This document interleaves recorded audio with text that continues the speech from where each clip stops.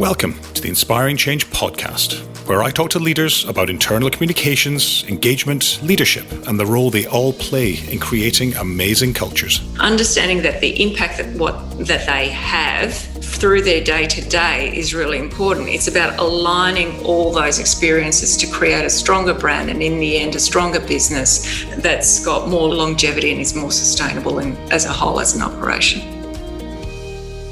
Hello there, and welcome to this episode of the Inspiring Change podcast with me, Scott McInnes. I hope you're all keeping really, really well. I've long been intrigued by the whole idea of alignment, of making sure that people understand and can see the red thread between what it is they do every single day and the impact that has on the overall organizational effectiveness or organizational delivery of strategy. And, for me, it's one of those things that when you look at it at a very low level, people knowing and understanding that what they're doing every day, more often on the very, very front lines of a business, is making a difference is massively motivational. And, when I think about it from the perspective of employee engagement, knowing that you're making a difference and feeling that you're making a difference is a really powerful thing. We talk about getting that little bit of discretionary effort from people.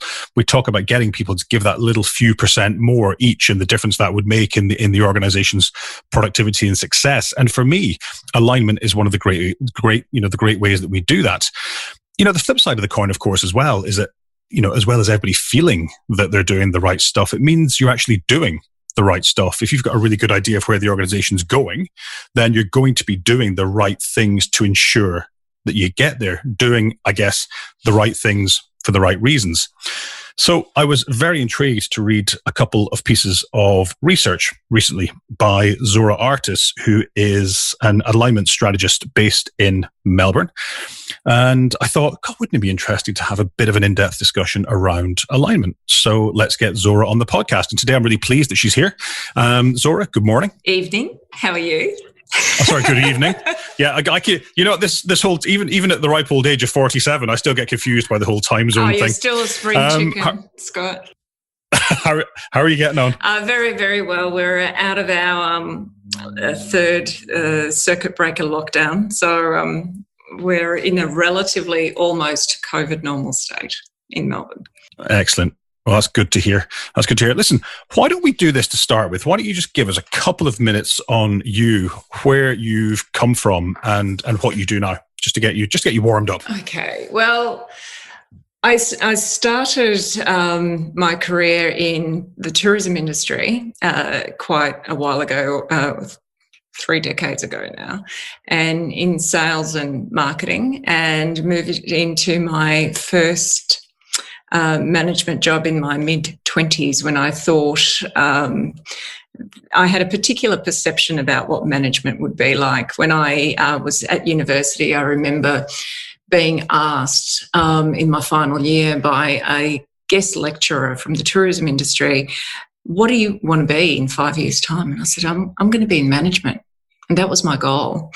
And so I was in my early 20s. So by 26, I was a manager with 12 staff, a multi-million-dollar budget, and really only knew how to manage based on what I learned at university and just what I saw from the leaders I had worked for.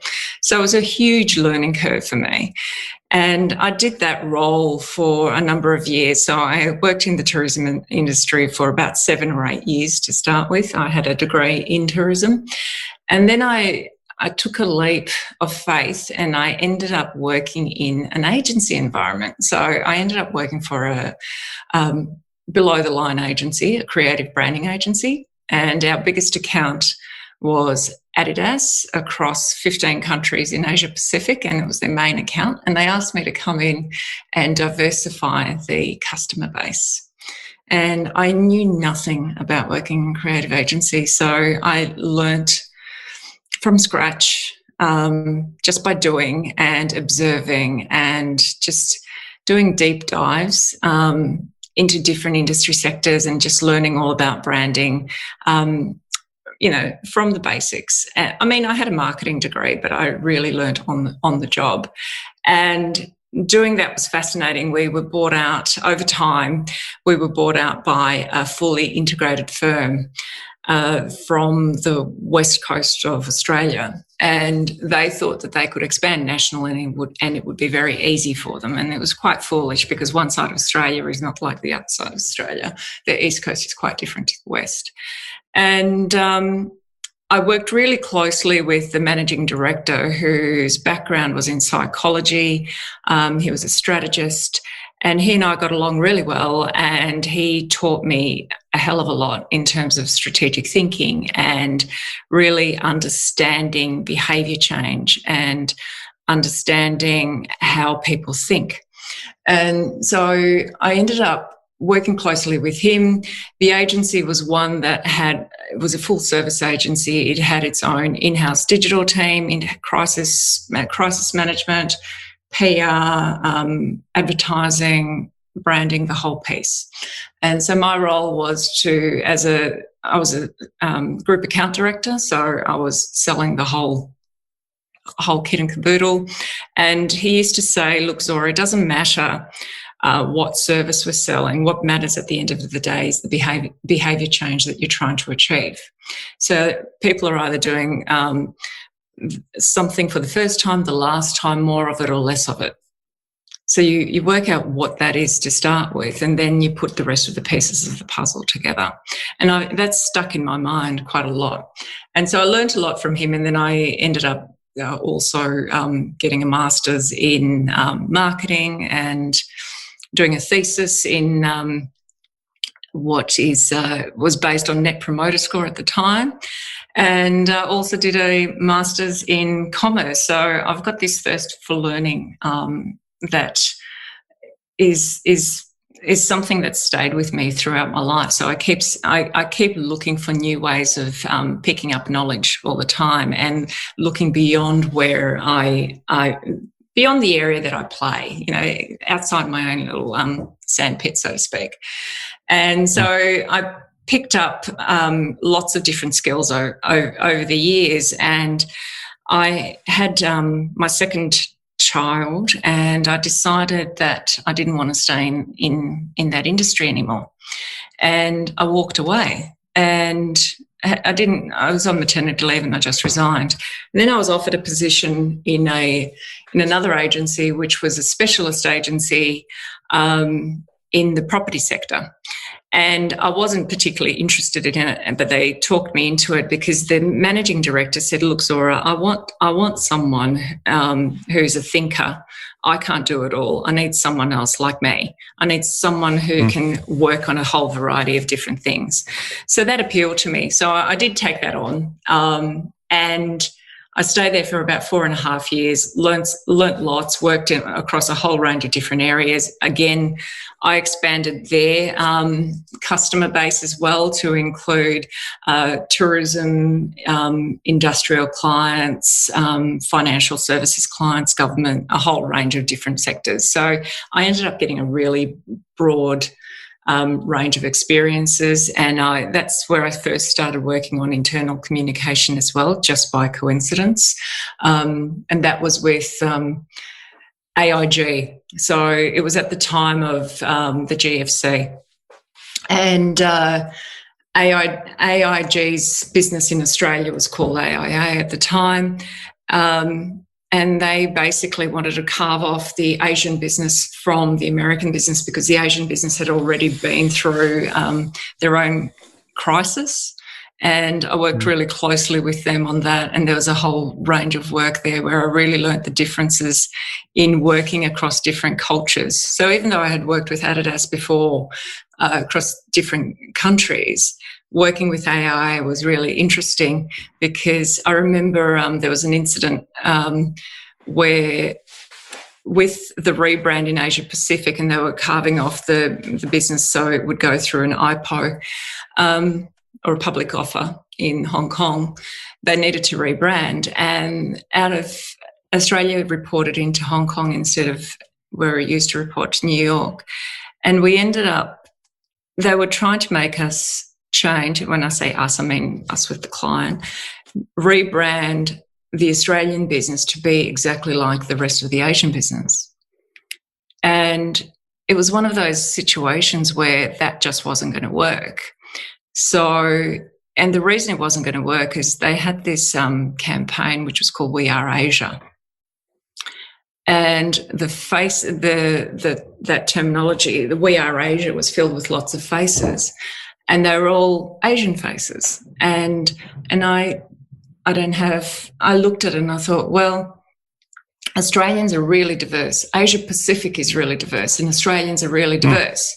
If you show advertising in Australia that's going to be all, of a particular type, it's just not going to connect. You need to show, it needs to resonate with the people that you're targeting. And we also didn't have an above-the-line budget, so it was going to be much more difficult. So I remember working on a piece of work which was to convince their head office that culturally it didn't fit, and they had to give us space to do what we needed to do. So I learned how to create. It wasn't the first time, but I created a business case for them. I went back to what you might recognise, Gerd Hofstede's cultural dimension studies, all that sort of stuff, and actually explained why it's not going to fit in Australia. Looked at our population breakdown, all that sort of stuff, and it convinced them. And they gave us the leeway to take that overarching campaign and adapt it locally, and it was because we understood how to make the case and the business case. And that thing about learning how to create a business case has stuck with me since, I was in my 20s through to now, because it's really important. If you're going to get executive buy-in, you need to understand how to use the data, how to use the right sort of insights to create the right business case. So I learned really early on about the business side of things. And I did that for a while, and I walked out of that job and I started my own business as a consultant. And the first project I got to work on was a comms project, which was internal communications for GSK. And that was through an agency. And I ended up working with them on different programs for about 5 years, all sorts of ones. And when you step out on your own, you realise that you really have to get out there and put yourself out in the market. You have to network. You have to get to know people. So I joined a whole range of different industry associations, networked, found the ones that suited me. And the one that happened to suit me is the International Association of Business Communicators, so IBC, which is all about comms. So I had my marketing background, my branding background, my advertising background, and then I brought in comms. So I ended up having this holistic perspective, and then ended up working with, at one point I was doing a mentoring for a director of a creative agency. She asked me to help them on their business strategy, which I did, and then they just sat on it for a while. And I asked them, why are you doing that? And they said, we just don't know how to implement it. So I was offered the CEO role to go in there and transform the business, which I did. And I did that for a few years and finished there now almost 2 years ago, and have been running my own practice. And through that whole experience, I've learnt that there was just... As a consultant or even working in agencies, sometimes you get frustrated because you might write an amazing strategy, you might do an incredible campaign, whatever it is, but sometimes you just see that the client hasn't done something right that gets the result that it should. So there was a frustration, and I recognised that as an alignment issue. And I recognised that along with another colleague of mine that I knew through IABC. So we did a global study in 2018 looking at strategic alignment. And it was the first study ever done on strategic alignment and the role of communications and leadership. And I basically found my passion there for alignment, and I've really dug deep into it. So that's the area, and I work a lot in. I work a lot in brand strategy, communication, marketing, and in alignment, and I pull it all together. So there you go, in a nutshell. Thank you. Long nutshell. Brilliant. That was a big nut. That was a really big nut. Huge nut, isn't it? Define alignment for me. Define what you see as alignment. I think of alignment as unity, pretty much. It's getting people on the same page, making sure that they understand what we stand for, where we're going, what we're about, how we're going to get there, and what their role is in doing that. So they understand what the story is. They want to buy into that story. They own it and they can share it as well. So it's about getting your ducks in a row. You can look at alignment from, quite a narrow perspective. Like you can look at alignment within a team, for example, which is, I know that you interviewed Lindsay from Mirror, and I work with her in that space. So there's that sort of more really tight alignment, or you could look at it more broadly, like alignment to a strategy, for example, or you can look at strategic alignment, which is enterprise-wide. So that's where you've got the different elements in what's called the enterprise value chain. So you've got your organisational purpose. Why do we do what we do beyond making money? What is that? You then got the strategy that needs to fit with that. How you're going to, actually get there. How we're going to fulfil that purpose. How we're going to deliver on our promise. You've then got the piece that's around your organisational capability. So what is it that we're really going to win at? Just today I was listening to Jim Collins. So I was at a seminar with him and he was exactly talking about, what is that you're going to win at? And the most important part of that is who is it that you're going to have? So if you decide on what your capability needs to be to win at X in the market, what does that capability need to look like? You'll have those, you'll have the hygiene sort of capability that you need just to run the business. But there are all those elements that for you to win, you really need to ascertain what that is. So who are the right people that you need on board and how are you going to bring them along with you for the journey? And then, as he puts it, then you decide who you want on the bus and then where that bus is going to go and what that bus is going to do. And then you've got all the pieces around that. So you've got the culture, the structure, the processes, and then you're looking at all the systems that need to support it. And, they say that you're only as good as your weakest link. So there's all sorts of elements in there that can impact alignment across a whole organisation or an enterprise, if you want to call it that. I guess it's a bit of a cascade because, at the end of the day, you want to pick that North Star. Let's go for purpose. This is our purpose as an organization, which is fed by strategy, which is then fed by implementation, which is then fed by people. And I wonder when you get all that right, what's the benefit? So somebody listening to this, they're thinking, well, why would I bother? We're in a bit of a hole at the moment, the whole COVID thing, big global downturn. Why is now the right time to be thinking about this stuff when my boat is half on fire? What would you say to them? What's the benefits? When you said the boat half on fire, that reminds me of an interview that I heard last year with Brian Chesky when he was talking to Kara Swisher on a podcast, and it was early in the pandemic environment, and he said he felt like he was building his house while it was on fire. And he said what they did at Airbnb was to go back to their core, go back to understanding why they exist at all. So he drilled back down to purpose. He stripped away everything and decided on what are those core things that we really stand for and what do we need to be really good at this time. And he created these guiding principles, and that's how they went through that early phase of the pandemic before they had their IPO. And it's really quite interesting that you say that. So, to me, it's being aligned equals performance. So if not only if you can get your strategic alignment right, then you can have people who are more engaged at work, understand what they're supposed to be doing at work. They're also happier.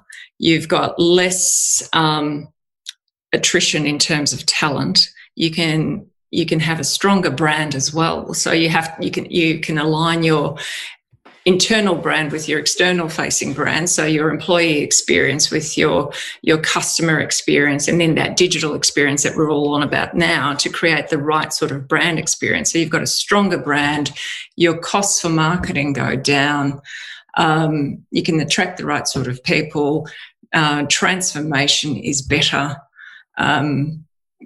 change should theoretically also work better as well, and I'm sure you've got an opinion on that. And so there's a whole range of different issues. So alignment equals performance, whilst misalignment equals risk. And just imagine if all the organisations around the world were actually able to deliver and fulfil their purpose and deliver on their promises, it would be in a much better state. The world would be in a better place. And that's, for sure. I mean, that's a BHAG, as Jim Collins would call it. But you need to have that something out there, that North Star. The purpose is probably something you're never really going to achieve. The vision and mission you do, but the purpose you don't. Your purpose doesn't change. Your articulation of your purpose changes. And that articulation of that purpose needs to mean something. It needs to be understood, but it also needs to have meaning to your people, which is really critical, which is where comms comes into play. And I think where, that anybody who's listening to this and thinking, well, right now, as we're in the midst of all the thing we're in the midst of and the changing world of work and everything else, this is not the time to be thinking about this. I've got too many other fires to be putting out. From my perspective, and I suspect from your perspective, this is exactly the time to be thinking about this, because what we want is to put in place something that glues everybody together. If there was ever a time that we needed a sense of connectedness, a sense of all rowing in the same direction, a sense of all pulling in the same direction, it's right now, when we're not all sitting beside each other, when we're out in, instead of being, one office location with 10,000 people, we're now effectively in 10,000 office locations, and that will continue. So I think we need that more now than ever before. At Inspiring Change, we help our clients to implement sustainable change and drive business performance by putting their people first. We do that through a focus on strategic internal communications, employee engagement, and leadership consultancy. If you're struggling with change or getting your people aligned behind your purpose, vision, or strategy, then get in touch. Simply visit our website at www.inspiringchange.ie for more. So that leads me then to the $10 billion question of how do you do it? So I'm sitting there in my company, I've got a few hundred people, and I'm saying, well, that's great. I want to be aligned. I want to do alignment. Where do you start? It's actually a really good question, because the work that Wayne and I did a few years ago showed that, we surveyed and then also interviewed, but we surveyed 230 or so senior comms people around the world. And the figure was something like 97% thought that strategic alignment was important to achieving organisational goals. Just over 50 thought that their organisation was aligned, but in reality, only 13% actually were truly aligned, which is frightening. So it was a blind spot. And the biggest issue around it was lack of commitment from communication professionals, but also from CEOs and leadership.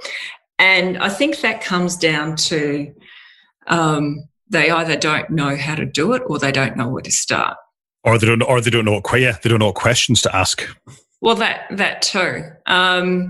That's why that team alignment piece, for example, understanding. Wayne and I have created a model that's in our latest paper called Road to Alignment that looks at the 4 steps that you can utilise to create alignment from a comms perspective, and the 5 underlying principles. And one of the first pieces in that, the principle is know your enemy. And know your enemy is about understanding where your gaps are. What is it? So what's that current state? What does that look like? So asking the right sort of questions, even looking at the sort of information that you've got. For example, one of the common things from an internal comms perspective is the employee engagement survey. If there's a question on there, there would be the simplest thing would be, how well do they understand the strategy? Yeah. You are most likely to get ELT to be really high, obviously, because they're the ones who put it together. Senior leadership a bit below that. Your middle management and the rest of them are going to be way below them. And that's a clear indication that there's something missing, that you've got misalignment in the organisation. Because you need that middle tier to actually be on board. You need those team leaders to be enabling people to actually understand and have an appreciation of what they need to do. They need to be telling the right sort of stories. So actually going through and understanding what the gaps are to start with is an interesting piece. Like the work that I do with Lindsay, I did one of those mirror pieces last year with a smallish firm, but that works in they work in the oil and gas sector globally, and they're all over the place. They're never together in the one office anymore. And they're high performers, they're high achievers, they're A-type personalities. And we did this piece of work with them, and so we got the diagnostic results, and then I facilitated the discussions and all that sort of stuff. And it was fascinating because we worked out they didn't agree on the vision, they didn't agree on their goals, they didn't agree on their strategy. They met every single week. They wanted to convert business, do all those sorts of things. They knew what the bottom line was, all that sort of stuff. But they weren't aligned, and they didn't realise it until we had that conversation. And I facilitated that conversation in a safe way, so they actually understood what it is that was important to them and what they were going to focus on, and then I worked with them after that. And funnily enough, that they've actually asked me to do work with them as a coincidence, which is fantastic from my perspective. But understanding the gaps is the big thing, and it's almost like undertaking an audit, asking the right sort of questions. At the moment, I'm working with an organisation that's in I probably shouldn't say, but let's just say they're in the health space. And, it's an organisation that needs to transform anyway. It needs to do it because of external factors like, government legislative changes, all that sort of stuff. But it's a major transformation piece, and their culture completely has to shift. So, I've been called in by someone who's in the executive team, 2 people in the executive team, not in comms, people in culture and strategy. They've brought me in to help them redefine, work with them on purpose and vision, and how do the pillars of the strategy all fit together, and then how do you align the rest of the ELT, the board, and then what do we do to roll it out through the organisation? So, you're working with senior people and you're just asking the right sort of questions. You're looking for how do you connect all the dots? How do you make them see what needs to fit and what's the order that it needs to go in? So there's a process. Yeah, and there's a couple of pieces for me in both those examples you just gave there. The employee survey and showing that people further down the organization are less connected to strategy, but also in the oil and gas example you gave there, that even around the exec table, people aren't always necessarily aligned with where the organization's going. And what it does for me is ring an alarm bell. And something that I say all the time is that sometimes people just don't know what they don't know. Correct. So if you don't know that when you're looking at the employee engagement survey results, that 76% of your people, from level 3 down, don't know where you're going as an organization. If you don't know what you don't know, you might just shrug your shoulders and go, well, but that's because they're so far away from the exec table, and that's understandable that they don't really understand it, as opposed to looking at that stat and saying, "Oh my God, that is dreadful. We need to fix that because of all the great reasons that you just gave 10 minutes ago." So, if you don't know what you don't know, then it's very, very hard to change things, regardless of the level in the organization.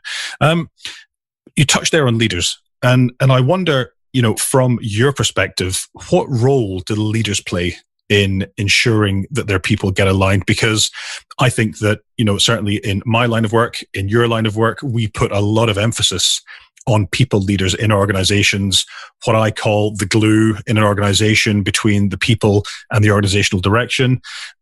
What role do you believe they play? And is it that important? And how do they help their teams get aligned? Look, if you don't have the buy-in from the top, and if it's not led from the top, as a comms pro, it doesn't matter what you do, it's not going to work.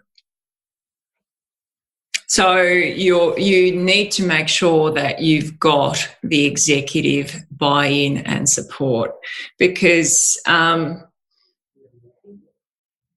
they're the ones who set the tone from the top. I mean, I've got Jim Collins is in my head today. He just is, flywheel and all that sort of stuff. He calls it that multiplier effect, so the leader sets the tone from the top. So, before we kicked off, we were talking about Microsoft and Satya Nadella, and what he was doing, how he transformed Microsoft through adapting that growth mindset and changing culture. And it started from him, and from learning from what you would call failures. What have you learned from that, and let's implement it, and all that sort of stuff. So there's a safe space for innovation. Or there's the guy from Pfizer, Albert Bourla, the CEO, second-year CEO, and he's transforming Pfizer.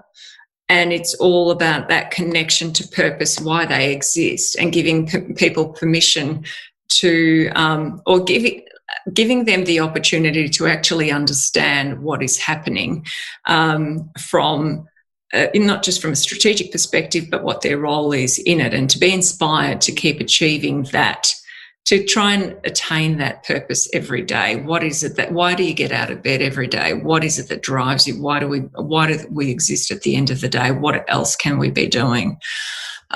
So it does come from the leaders. I did a piece of work a couple of years ago with a professional service firm, a law firm, a legal firm. And they had someone who read one of the pieces of work that I did, and she said, "Look, I'm in as I'm on a maternity leave, in a maternity leave position, running the internal comms area. The person before me has done a great job, has delivered everything that they want in this organisation from an IC perspective." And she's like, "But I'm looking at it. It's the SOS. It's the sending out stuff." And it can be much more. And I've read your stuff and it makes sense. We need to elevate this function. It needs to be more strategic. How do we do that? So I helped her along the way. So I coached her, and we undertook that audit and built the case for elevating the function through better alignment. And at the same time, she had a new CEO, 100 days in, new strategy, helping him. And I was like, help him craft it, put yourself in the right position. So he's crafting the narrative, not the strategy, crafting the narrative around the strategy. And you're also measuring at every single meeting, town hall, delivery of the strategy. And he was a great storyteller, so that worked really well. Check to see how well people have understood it. What are the points that they've taken away from it? And so, then you've got some data and you can go back to them, and they, she presented a business case back and they elevated the function. So let's go back to the idea of red thread, because I always think that there's a role for internal comms to play. There's a role for senior leaders to play, but the story that senior leaders and internal comms pros can tell is always going to be quite generic, because it has to be, because it has to fit the needs of maybe you're an HSBC with 350,000 people. It has to fit the needs of those 350,000 people. So it's never particularly relevant to any one person. So do you not think that sometimes the organizational internal comms, the comms and the messaging coming from the top table can be too general? How do you get around that? I think it's important to make it personal. The really good leaders are the ones that are really good storytellers. They know how to connect the values, the reason for change, whatever it is, to a story, to a single personal story that works, because we know that it's not just about data, it's not just about logic, it's not just about doing a set and forget approach to strategy and then people are going to accept it. It's about making it real and making sure that you're embedding it every day. And the way that you're going to do that is by teaching people at leadership and through the line managers as well how to be better communicators, facilitating the conversations, planting them in the right way. I'm sure you've done it. You've seen this as well. Like I was working on a piece of work where I was validating, I was stress testing potential strategic brand scenarios that would then impact the next chapter of a transformation for a large listed company. And, I was sitting in the various meetings and one of the values is safety. And so they would open up every meeting with a safety story. They didn't do it for the other values, which I thought was problematic, but every single meeting was opened up with a safety story, and it just drove that home. So imagine if, at the various meetings that you're holding, whether they're, remote, hybrid or whatever form they're going to be taking, over the next year or two or three or whatever, you're opening up your meetings with a story that's connected to a value, to one of the reasons, the reason you exist, all of that sort of stuff. And people tell it in their own way, but it's a quick, 90-second thing that drives home the message at the end, and it connects and people get it. And then they can tell it themselves and then they can share. I love it. And that means that people are actually owning it themselves in their hearts and in their minds, which is a really, really powerful thing. I think that's when you start to see the real difference being made. Yeah. I mean, you're going to have that overarching narrative. You need that, you need that narrative around, why we do what we do, where we're going, how we're going to get there, reason for change, our role in it, a simple narrative around that. And that's consistent, and you should have some sort of, artifacts, some sort of visuals that demonstrate that you can then reference. You can also just connect with those in, daily stand-ups, all sorts of things. There's ways of doing it. But using the storytelling piece, I think, is really important, because at the end of the day, that connects back to your brand. So I'm a big, I'm huge on the brand piece. So making sure that everyone actually understand what that brand is about, what does it stand for, the impact of what they do every day on the customer, whether it's a B2B customer or a B2C customer, or they're in government, so they're working with citizens, understanding that the impact that they have through their day-to-day is really important. It's about aligning all those experiences to create a stronger brand, and in the end, a stronger business that's got more longevity and is more sustainable as a whole, as an operation. Yeah, and I think involvement of people in creating that narrative is key. And we did a project with the Institute of Banking here in Ireland, the largest membership body in Ireland, and the finished narrative map had some little pictures in there. Yeah. They weren't linked to anything. They weren't, and actually you wouldn't know what they were unless you asked the question. And there was a couple of people standing over a printer, and it's not until, and it was just literally, it was just in the narrative, and a bit like a Where's Wally kind of a thing. And it wouldn't be until somebody said, why is that there? What's the printer doing there with the people standing around it? And then somebody might pipe up and say, oh, that's because in the session that we ran when we created this, Zora was telling a story about how we went above and beyond for one of our members who was in hospital, and we used to print the papers for them and deliver them into the hospital so that they could do their exams. And it's that sense of pride, but also that sense, probably more than pride, that sense of involvement in the creation of that narrative. I am now part of the story of where we're going. This isn't something that was created in a dark room by the SLT or the ELT and then pushed down into the organization. It was created by all of us. It was co-created. And I guess for me, I suppose that brings me on, just conscious of time, brings me on to my last question, which is the responsibility for ensuring that people across an organization are aligned. Because I think it's really easy to point at the CEO and the ELT. I think it's really easy to point at people leaders. But I'd also suggest, as a bit of a provocation, that perhaps it's the role of everybody in an organization to ensure they're aligned. Not that, we're not just drones waiting to be told what to do and where to go. We're human beings with brains. And once we get pointed in the right direction, yes, we have to set purpose and we have to set strategy and we have to set vision. But then isn't it up to everybody in an organization to ask themselves, is what I'm doing aligned with achieving that? And if it isn't, should I not be raising a red flag and at least asking the question to say, why am I doing this if it's not aligned with that, boss? Why am I doing that? Is it not the role of everyone in an organization to make sure that they're aligned? Absolutely. So shared responsibility is definitely key. I mean, even you could look at it from an organisational perspective. You could look at it more broadly. If you think about COVID, there is no success. There is absolutely no success unless there is a shared responsibility. And you look at New Zealand, Team 5 million or 6 million. You look at Australia. And it is shared responsibility. I was talking to my 15-year-old last month.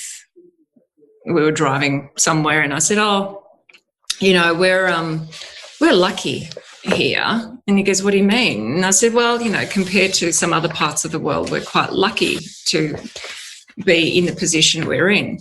And he said, no, Mum, it's got nothing to do with luck. So we followed the rules. We understood what we needed to do. That's my 15-year-old. And I thought, well, it's a very proud mother moment. Very proud mother moment, because they keep telling me you just stick to the rules too much, Mum. But it is definitely all about shared responsibility. Yep. But to have that shared responsibility, you have to have that shared understanding, the clarity, understanding of that context and shared meaning. And that's where you bring the alignment into play. And if that's where the comms, as comms professionals, we're the ones who help enable and facilitate that through the whole thing. That's where that thread comes through. Yeah. And that is a lovely place to leave it. What a great summary to finish up with, a story of your 15-year-old. It was quite funny. I laughed there when you said that I spoke to my 15-year-old last month, and I was thinking that was probably the last time that I spoke to my 15-year-old as well. It was probably last month. But hey, that's just 15-year-olds for you. Zora, thank you so much for being on the pod today. I really, really appreciate it. I know that you're running off now to chair a European conference from Australia. God love the time zones. Good luck with that. And listen, thanks a million for being on. Thank you very much. Thanks for the opportunity. I really appreciate it. Thanks for listening. To hear from other leaders in our podcasts, to read our blogs, or to find out more about the work that we do at Inspiring Change, please visit inspiringchange.ie.